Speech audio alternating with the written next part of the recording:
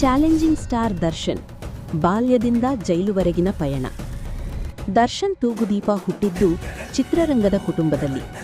ತಂದೆ ತೂಗುದೀಪ ಶ್ರೀನಿವಾಸ್ ಕನ್ನಡದ ಹೆಸರಾಂತ ವಿಲನ್. ಬಾಲ್ಯದಿಂದಲೇ ಸಿನಿಮಾ ಉಸಿರಾಗಿತ್ತು.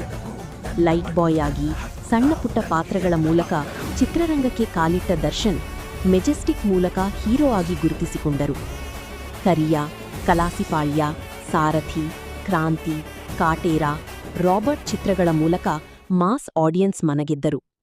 ಗಟ್ಟಿ ಧ್ವನಿ, ಆಕ್ಷನ್, ಆನೆಗಳ ಮೇಲಿನ ಪ್ರೀತಿ, ರೈತಪರ ನಿಲುವು ಅವರನ್ನು ಜನರಿಗೆ ಹತ್ತಿರ ಮಾಡಿತು. ಥಿಯೇಟರ್ನಲ್ಲಿ ದರ್ಶನ್ ಸಿನಿಮಾ ಅಂದ್ರೆ ಹಬ್ಬ. ಆದರೆ ಬದುಕು ಸಿನಿಮಾ ತರ ಇರಲಿಲ್ಲ.